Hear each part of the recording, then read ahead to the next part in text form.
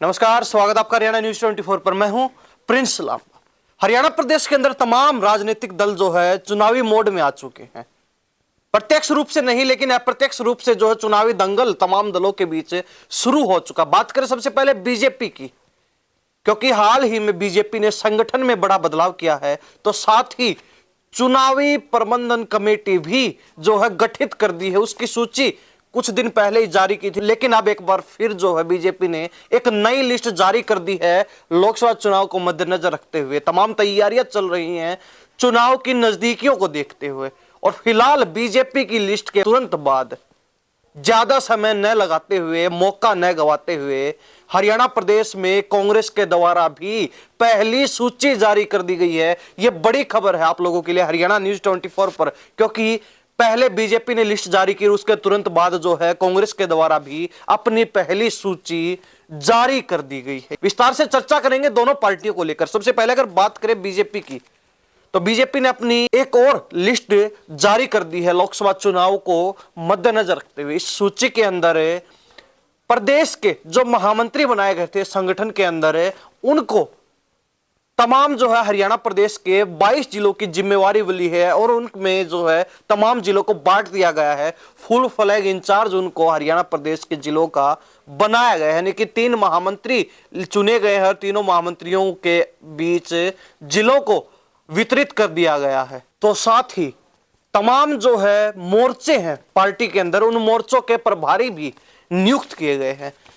पूरे जिलेवार आपको बताते हैं कि किस जिले का किस महामंत्री को इंचार्ज बनाया गया, फुल फ्लैग इंचार्ज की जिम्मेवारी सौंपी गई है। तो साथ ही तमाम मोर्चों के प्रभारी के तौर पर किन्हें जिम्मेवारी मिली। सबसे पहले अगर बात करें मोहन लाल बड़ोली, जो प्रदेश महामंत्री संगठन के अंदर, उनको 8 जिले सौंपे गए हैं, यानी कि 8 जिलों का फुल फ्लैग इंचार्ज उन्हें बनाया गया है। सबसे पहले सोनीपत, फरीदाबाद, पलवल, नूंह, रोहतक, रेवाड़ी, झज्जर और गुरुग्राम, ये 8 जिले हैं जिनका इंचार्ज मोहनलाल बड़ोली को बनाया गया। इसके बाद अगर बात करें दूसरे प्रदेश महामंत्री के तौर पर अर्चना गुप्ता की, तो उनको 7 जिले सौंपे गए हैं।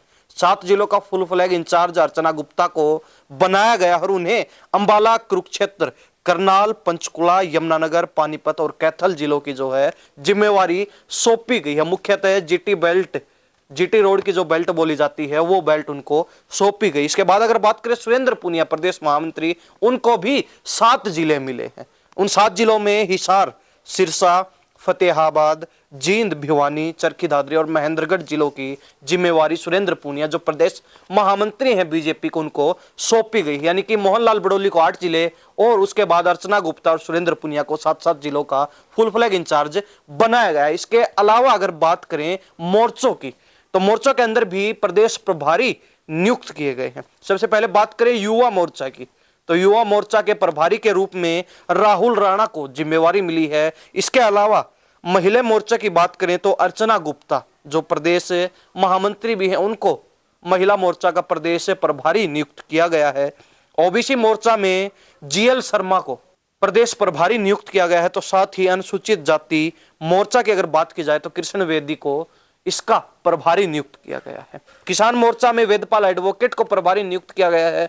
तो साथ ही अल्पसंख्यक मोर्चे की अगर बात करें तो उसमें राजीव जैन को प्रभारी नियुक्त किया गया है। उन्हें अल्पसंख्यक मोर्चे की जिम्मेवारी सौंपी गई है। ये तमाम जो है जिम्मेवारियां बीजेपी के द्वारा हाल ही में सौंपी गई हैं। एक सूची जारी की गई है, यानी कि पिछले दिनों अगर बात की जाए तो बीजेपी के द्वारा प्रदेश संगठन में भी बड़ा बदलाव किया गया था और बड़ा बदलाव करते हुए नए जो लोगों को संगठन में जगह मिली, पुराने कई नेताओं को संगठन से बाहर किया गया और जो बदलाव हुआ उसकी सूची जारी हुई। उसके तुरंत पश्चात जो है कुछ ही समय में चुनाव प्रबंधन कमेटी भी गठित कर दी गई। उसकी सूची भी हाल ही में जारी की गई थी और आज एक बार फिर एक नई सूची जारी करते हुए बीजेपी ने प्रदेश के, यानी कि हरियाणा प्रदेश के 22 जिलों को 3 महामंत्रियों में बांटते हुए फुल फ्लैग इंचार्ज की जिम्मेवारी सौंपी गई है। तो साथ ही तमाम मोर्चों के, यानी कि 6 मोर्चों के प्रदेश प्रभारी भी नियुक्त किए गए हैं। अब अगर बात करें विपक्षी दल कांग्रेस की, तो कांग्रेस ने भी देर ना करते हुए बीजेपी की सूची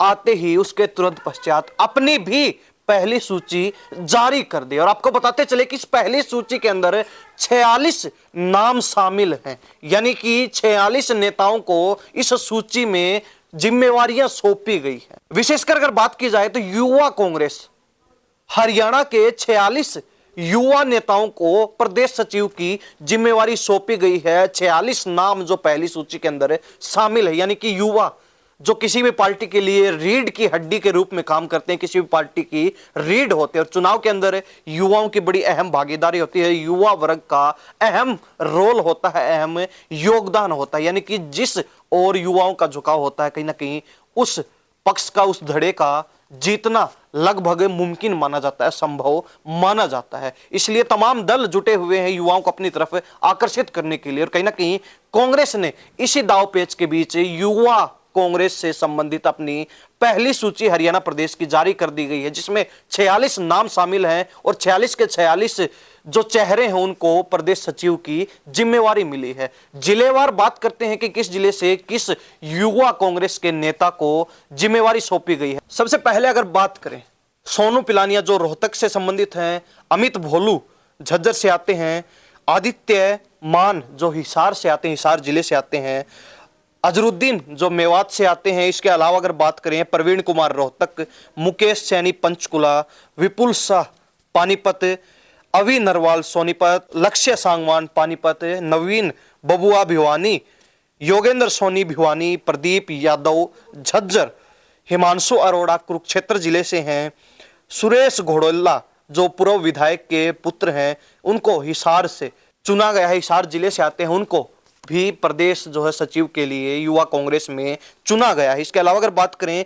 बबलू यादव जो महेंद्रगढ़ से संबंधित हैं, इकबाल कुरैशी जो फरीदाबाद जिले से चुने गए हैं, अमित रांगी रोहतक जिले से, मनदीप बिसु हिसार जिले से, विकास दायमा फरीदाबाद से, अंशुल लाठर करनाल से, करण चावला सिरसा से। इसके बाद अगर बात करें, राहुल हाडवा जींद से, समर्थ सहोथा करनाल से, योगेंद्र राणा करनाल से, भास्कर दत्त शर्मा यमुनानगर से, मंजीत लाहली रोहतक से, देवेंद्र मलिक पानीपत से, मोहित लाठर जींद से जो है युवा कांग्रेस के हरियाणा प्रदेश के प्रदेश सचिव चुने गए। इसके अलावा और भी कई नाम बाकी हैं।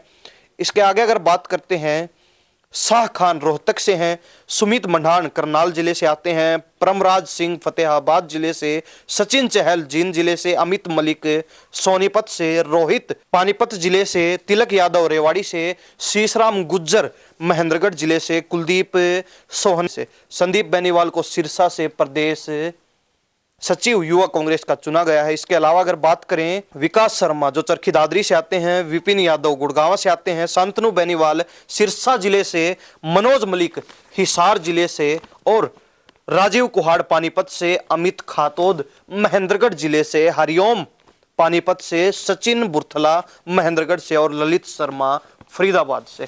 यानी कि इस सूची को देखने के बाद यह साफ हो चुका है कि युवा कांग्रेस हरियाणा में जो पहली सूची जारी हुई है कांग्रेस के द्वारा, उसमें पूरे प्रदेश के हर जिले को विशेष महत्व दिया गया है और हरियाणा प्रदेश से कुल 46 युवा कांग्रेस के युवा नेताओं को प्रदेश सचिव की जिम्मेवारी मिली है। युवाओं के कंधे पर कांग्रेस ने जो है बोझ डालने का काम कर दिया है, जिम्मेवारियां सौंप दी है। एक तौर से कहा जाए तो कांग्रेस ने हरियाणा प्रदेश में अपने युवा सेनापतियों की पहली टुकड़ी तैनात कर दी है। यह बड़ी विशेष बात है।